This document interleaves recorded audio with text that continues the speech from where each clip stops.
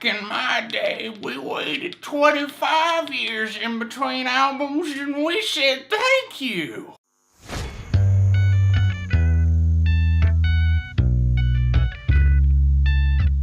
Hey neighbor, welcome back to ARTV. My name is John, and it's time for a review of Album 6, Lifeforms, by the Tom DeLonge fronted project Angels Airwaves. This is a project that dates back to the mid-2000s when his primary band at that time, Blink-182, were on hiatus. They eventually did come back. Tom ended up exiting the band again. Who knows what the future holds? But they put out a couple of records that were pretty well received, and ones that I actually spun a lot back in those years. I Empire, We Don't Need to Whisper.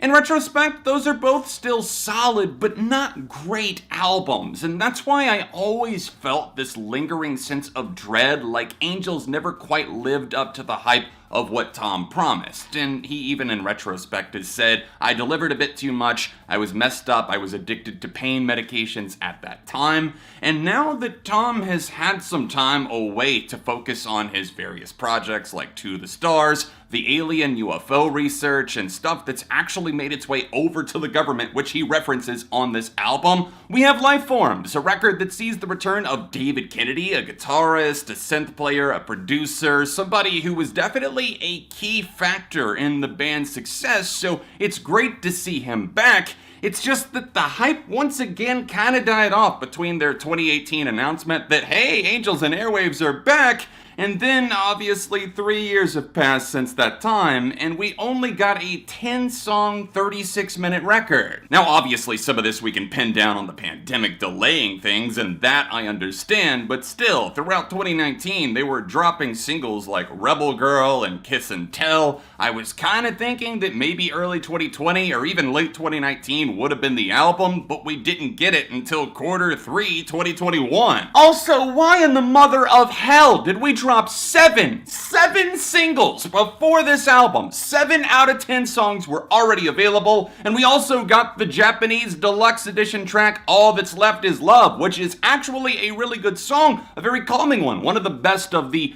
pandemic songs in the early days, I guess I would put it, where we were trying to comfort the masses. It works, it's very sweet, it's sincere, but it didn't even make the actual album in most countries. Oh, I'm getting ahead of myself here. Lifeforms is an album that kinda makes sense with the album cover because it looks like somebody is just stretching themselves thin. And Tom, kudos to him, he's trying to push the band in different directions while also trying to retain some of the early elements. More guitar-centric music too. You can't please everyone, yet this album feels like it's trying to. We range from political-driven songs to ones that are a bit more hopeful to stuff that's inspired by love, because of course this is Tom DeLonge and he can't resist a tune like Rebel Girl. I'm not saying that these traits are inherently bad, it's just that a lot of moments can't help but feel borrowed or recycled from Tom DeLonge's own mind, although there are some interesting chord progressions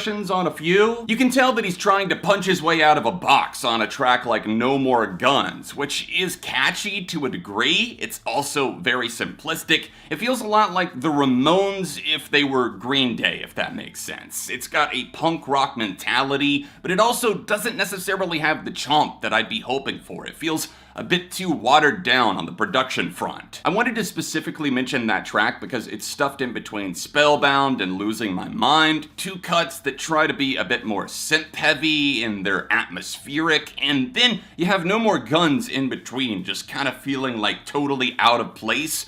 And that's a good kind of representation for what you get on this album. And I think that some people might be pleased by that, but again, 7 of these songs were released ahead of time. I actually only heard 3 of them. I just had to cut myself off. I don't want to spoil the album, but I think people got a pretty decent taste of what was going on here, what to expect. So by the time that you feel like you're getting to the other 3 songs, it might feel a bit anticlimactic, like, oh, yeah, I guess it is finally here. Tom DeLonge has always made Angels and Airwaves feel like they had a dramatic pull. So I think that's one of the best things that the album still has going for it. It does harken back to some of the early days drive that I felt. I could at least see the passion even if I wasn't into it, and I can see a lot of that all throughout this. I still think some of the best songs here are early singles like Euphoria. I love the build in that track. Tom is definitely doing something different vocally, and I love the synth. There's just a broader scope.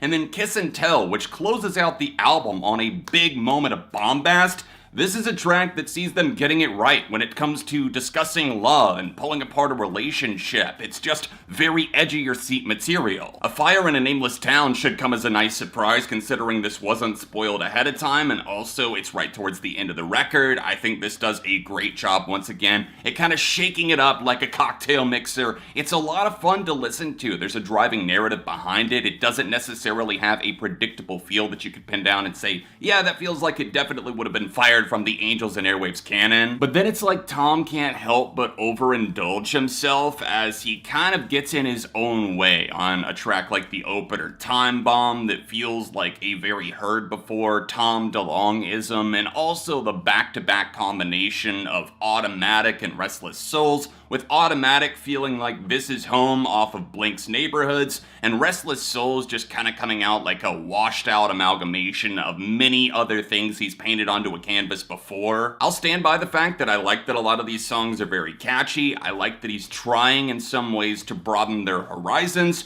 but he's also kind of acting like his own ballast to the submarine as he drags himself back down with some sloppy writing, with some inconsistencies in the way that he presents the tone of the record. Again, it's short, it's only 10 songs, we waited 3 years for this after the announcement of the return. I would say that the hype definitely kind of was a killer in many ways, and I'm gonna give this album Lifeforms a light 3 out of 5. Thanks for watching my review of Lifeforms. Let me know your thoughts on the new Angels and Airwaves record in the comments section down below. Are you pleasantly surprised, or did you feel a sense of disappointment? Share with us in the comments section, hit that like button, subscribe if you haven't already, and if you want to see me talk more about Angels, then tap right here, or tap here for a recent review. All of my socials are in the description, and I'll be back soon for more on ARTV.